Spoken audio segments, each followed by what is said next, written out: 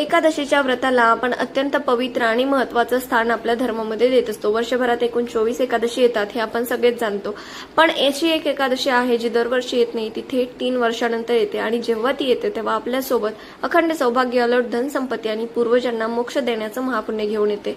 आपण बोलतोय कमला एकादशी बद्दल, ज्याला पद्मिनी एकादशी किंवा पुरुषोत्तमी एकादशी सुद्धा म्हणतात। ही एकादशी नक्की कधी येते, या दिवशी काय करावं, भगवान विष्णूंची पूजा का करावी आणि सर्वात महत्त्वाचं म्हणजे या एकादशीच्या दिवशी तुमच्या पाठीशी असलेला पितृदोष तुम्ही कसा दूर करू शकता, या सगळ्याची आपण माहिती बघणार आहोत अगदी सोप्या भाषेत। तर पहिला महत्त्वाचा प्रश्न की एकादशी कधी येते। आपल्या हिंदू पंचांगात सूर्यवर्ष आणि चंद्रवर्ष यामध्ये मेळ घालण्यासाठी दर 3 वर्षांनी एक अतिरिक्त महिना जोडला जातो।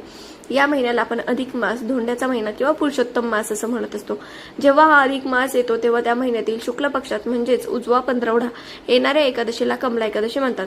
सामान्य वर्षांमध्ये ही एकादशी येत नाही, ती थेट 3 वर्षांतून एकदाच येते। अधिक महिन्याचे स्वामी स्वतः भगवान विष्णू आहेत आणि विष्णूंची प्रिय शक्ती माता लक्ष्मीचे एक नाव कमला सुद्धा आहे, म्हणूनच या दुर्मिळ योगावर येणाऱ्या एकादशीला कमला एकादशी असं नाव मिळालं आहे।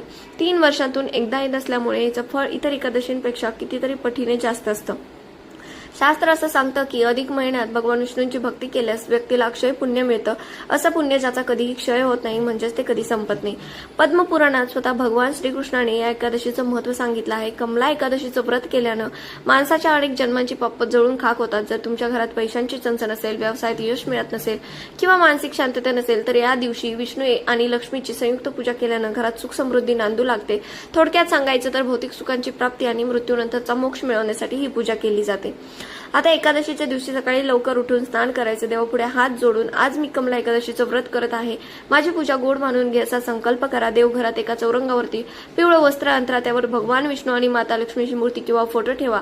भगवान विष्णूंना पिवळा रंग अतिशय प्रिय आहे, त्यामुळे त्यांना पिवळी फुले आणि पिवळे चंदन अर्पण करा।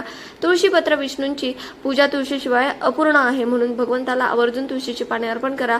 पण एकादशीच्या दिवशी तुळशीची पाने तोडू नका, ती आदल्या दिवशीच तोडून ठेवा। पूजा करताना ओम नमो भगवते वासुदेवाय या मंत्राचा जमेल तितका जप करा।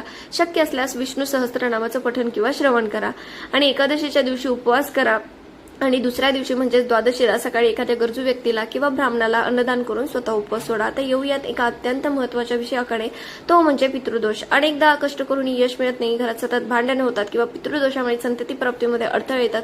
अशा वेळी कमला एकादशी हे दोष दूर करण्यासाठी रामबाण उपाय मानली जाते। विष्णू हे मोक्षदाते आहेत, त्यामुळे या दिवशी केलेले उपाय थेट आपल्या पूर्वजांना तृप्त करतात। आता पितृदोष निवारणासाठी काय उपाय करायचे, तर अन्नदान करा, जलदान करा, पुण्यदान करा, पिंपळाच्या वृक्षाची पूजा करा, तर्पण करा। तर 3 वर्षातून एकदा येणारी ही कमला एकादशी म्हणजेच आपल्या आयुष्यातील अडचणी दूर करण्याची